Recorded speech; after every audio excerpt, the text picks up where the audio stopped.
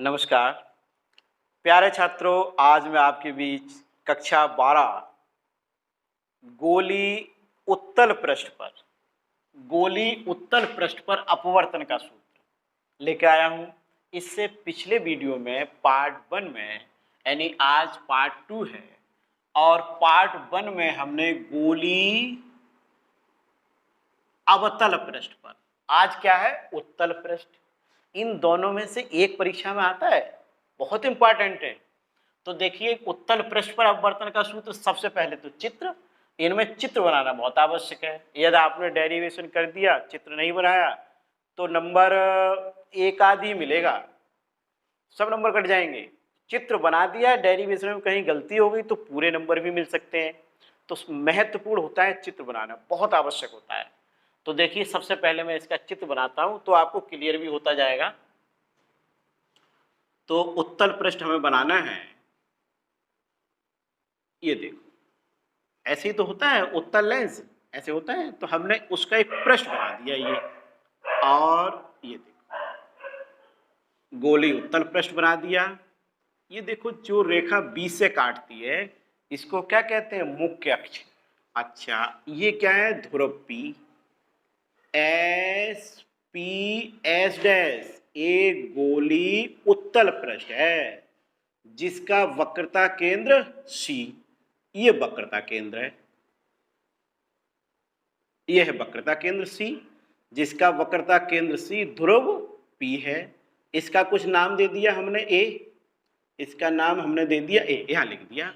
अच्छा देखो इस पे ये मुख्य अक्ष पर एक बिंदु वस्तु O रखी है जिससे एक किरण बिंदु A पर, ये किरण देखो बिंदु A पर एक किरण आपतित होती है। बार बार लाइन थोड़ी सी तिरछी हो जा रही है। ये देखो,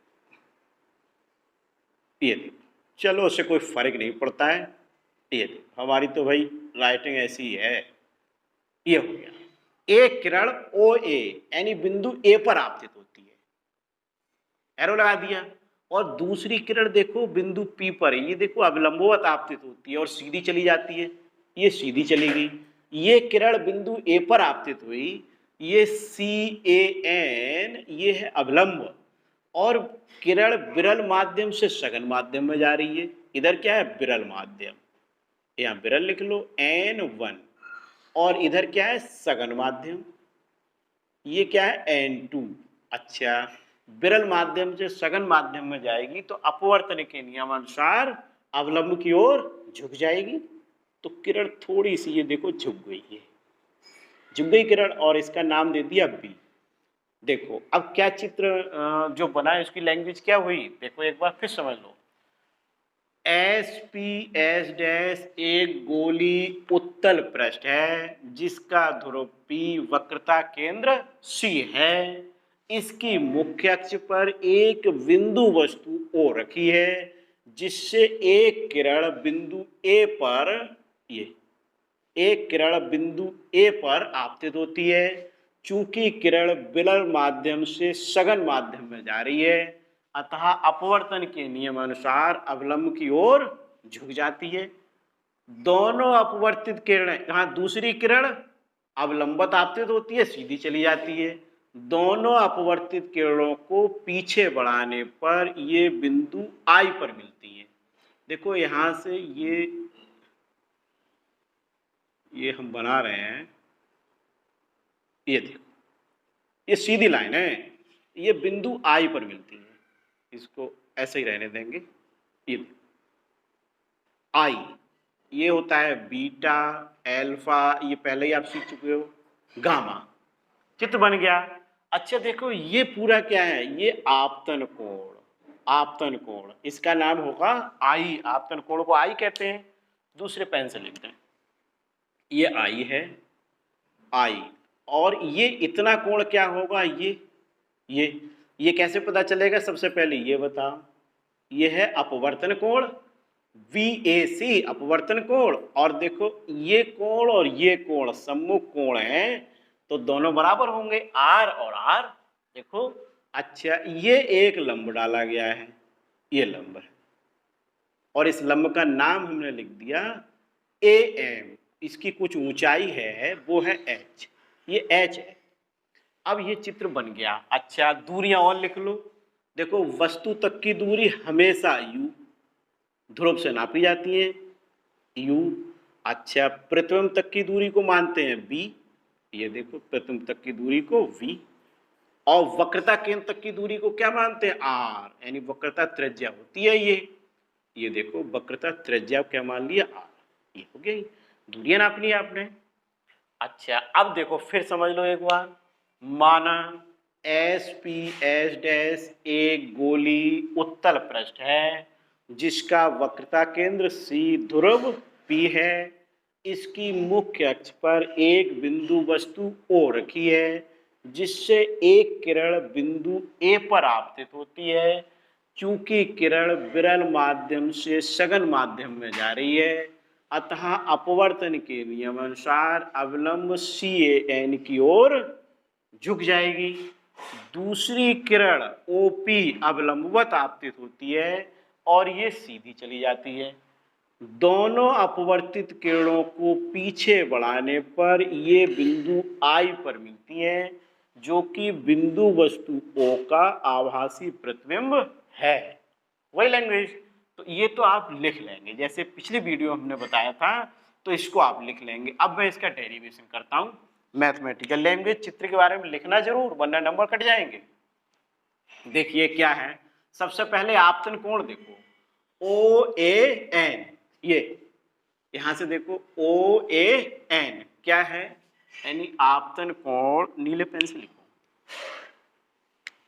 अब माना, या माना करके लिख दो, माना आपतन कोण क्या है ओ ए एन बराबर आई। अच्छा तथा अपवर्तन कोण,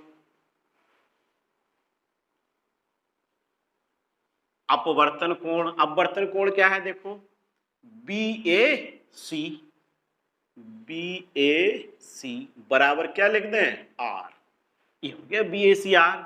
अच्छा यहां तक क्लियर हो गया, और लिख दें, ये लिख दो तथा, या ऐसे लिख दो पी ओ, दूरियां देखो पी ओ क्या है माइनस यू, हमेशा माइनस में, यानी बाईं ओर की दूरियां सदैव माइनस में, दाईं ओर की प्लस में, ये चिन्ह परपाटी होती है। अच्छा P I minus B minus V P C plus R, देखो प्लस आर दाईं ओर दूरियां है। और देखो ये और लिख लो ए एम, ए एम क्या है ये अवलंब है यानी इसकी ऊंचाई है एच अवलंब की, ये भी हो गई, दूरियां आपने लिख दी। अब देखो त्रिभुज, अब त्रिभुज, त्रिभुज ये ले लो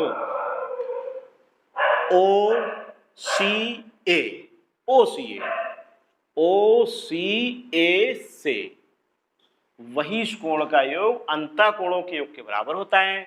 वही कोण क्या है आई, यानी आई बराबर आप लिख सकते हो alpha plus gamma, alpha plus gamma, ये देखो ये एल्फा ये क्या है गामा, ये अंतः कोणों का योग इस कोण के बराबर होगा आई के। अच्छा अब ले लो त्रिभुज तथा त्रिभुज, अभी आपने क्या लिया था ओ सी ए, अब ले लो आई सी ए, अब त्रिभुज आई सी ए से, आई सी ए से देखो ये क्या है आर, और इसके अंदर यहां से यहां तक आपने लिया है ये, तो इसके अंदर कोण क्या बन रहे हैं बीटा प्लस गामा, यानी कि आर बराबर लिख सकते हो बीटा प्लस गामा। अब क्या लेते हैं स्नेल का नियम, स्नेल के नियम से, स्नेल के नियम से, स्नेल का नियम क्या होता है sine I upon sine R बराबर n2 अपॉन n1। अच्छा इसको ऐसे भी लिख सकते हैं साइन आई तिरछी गुणा कर दो n1, n1 इधर लिख दें, ये लिख दो बराबर n2 और साइन आर, ऐसे भी लिख सकते हैं, तिरछी गुणा कर दी।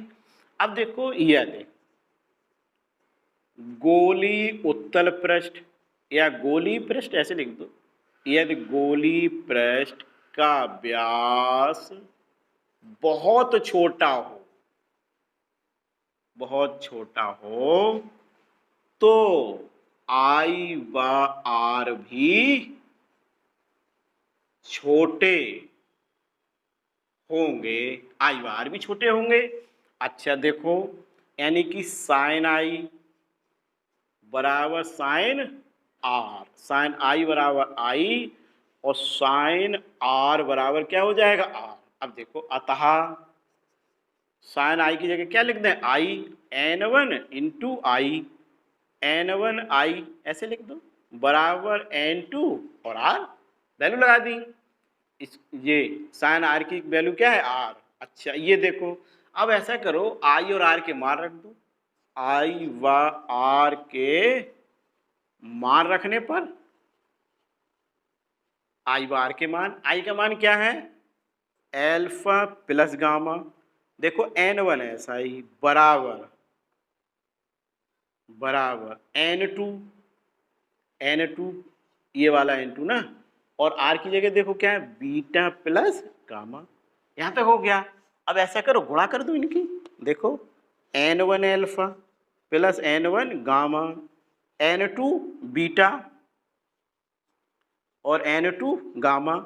देखो ऐसा करो गामा वाला पद उधर ले जाओ, इधर इसको इधर ले आओ, यानी एन वन एल्फा ये एन वन है माइनस एन टू बीटा बराबर एन टू, और इधर देखो जी क्या आ जाएगा माइनस एन वन, और गामा बाहर आ जाएगा, दोनों में गामा आई, गामा कॉमन ले लिया, इसको समीकरण हमने एक मान लिया। अब देखो व्यास बहुत छोटा माना गया है, तो एल्फा बीटा गामा भी छोटे होंगे।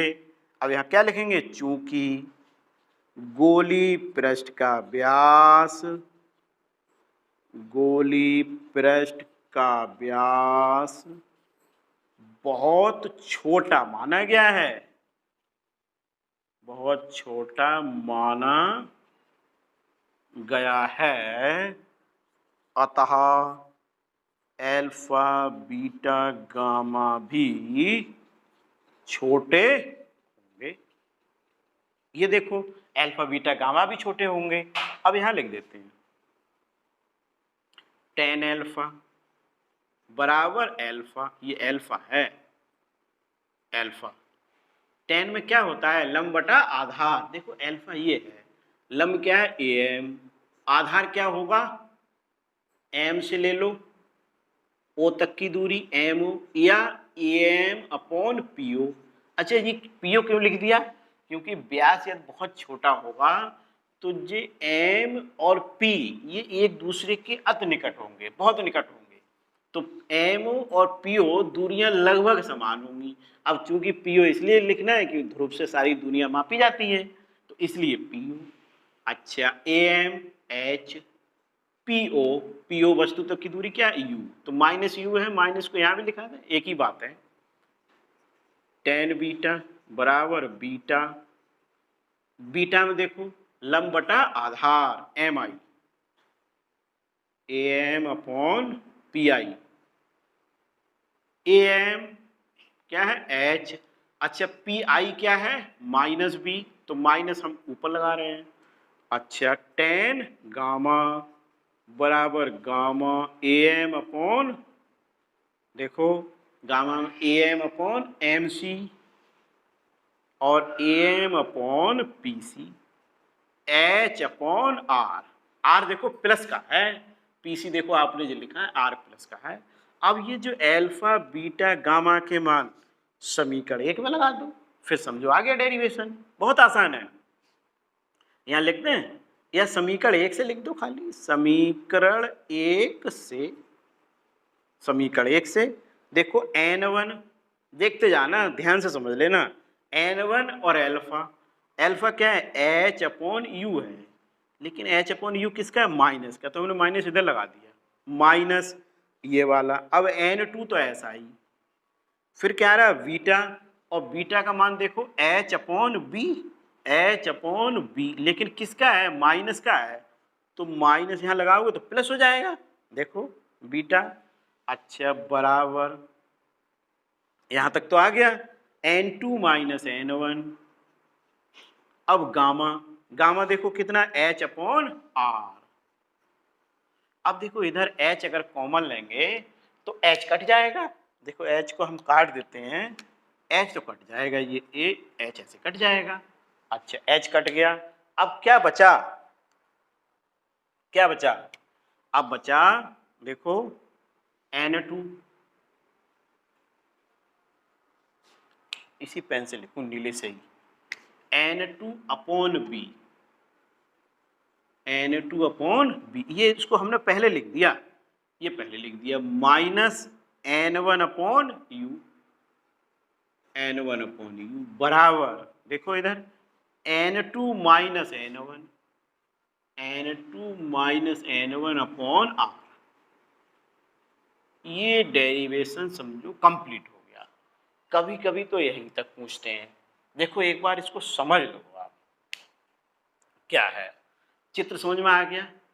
माना SP S' एक गोली उत्तल पृष्ठ है जिसका ध्रुव P वक्रता केंद्र C है। चित्र देख के बोलना है, इसको रटना नहीं है, चित्र देख के, लेकिन इसको लिखना अनिवार्य है, जो बोल रहे हैं वो लिखा जाएगा। इसको फिर सुन लो, SP S' एक गोली उत्तल पृष्ठ है जिसका ध्रुव P वक्रता केंद्र C है। क्लियर। अच्छा, इसकी मुख्य अक्ष पर एक बिंदु वस्तु O रखी है जिससे एक किरण बिंदु A पर आपतित होती है। चूंकि किरण विरल माध्यम से सघन माध्यम में जा रही है, अतः अपवर्तन के नियम अनुसार अविलंब CAN की ओर झुक जाती है। दूसरी किरण OP अविलंबवत आपतित होती है और ये सीधी चली जाती है। इन दोनों अपवर्तित किरणों को पीछे बढ़ाने पर ये बिंदु I पर मिलती हैं, जो बिंदु वस्तु O का आभासी प्रतिबिंब है। ये हो गया। अब देखो दूरियां, दूरियां देखिए, P से O तक की दूरी, वस्तु तक की दूरी U, अच्छा हमेशा U मानते हैं, प्रतिबिंब तक की दूरी को B मानते हैं, और ये वक्रता केंद्र है, क्योंकि वक्रता त्रिज्या होती है, इसको R मानते हैं। चिन्ह प्रॉपर्टी क्या कहती है, बाईं ओर की दूरियां सदैव माइनस की और दाईं ओर की प्लस की, तो वो आपने यहाँ लिख दिया। देखो आपतन कोण आपने लिख दिया, अवलंब से होता है, ये अवलंब था ना, ये यहाँ से, और ये देखो आपतित किरण थी, ये क्या हो गया आई।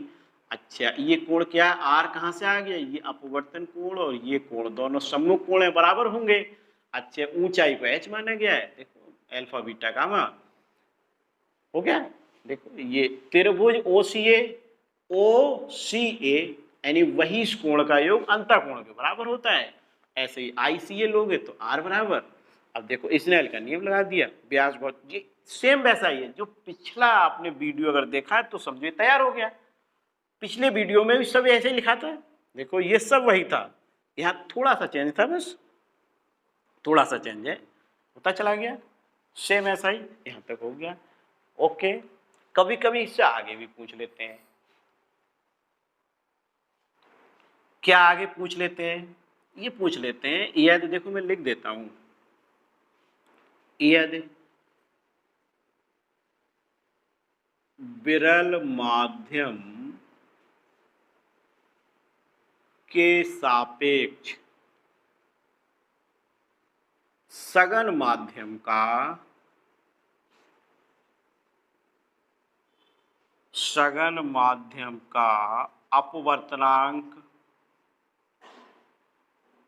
अपवर्तनांक n बराबर N2/N1 हो, तब देखो इसको N1 से भाग करते हैं, इससे पहले भी किया था। N1 से अगर भाग करें, देखो समझ लेना N1 से भाग कर रहे हैं तो N2/N1 अपॉन V, देखो माइनस यहाँ क्या हो जाएगा 1/U, N1 से भाग कर रहे हैं N2/N1 माइनस 1/R, N1 से भाग कर दी तो जो N2/N1 है इसके स्थान पर क्या लिख देते हैं N/V 1/U N-1/R।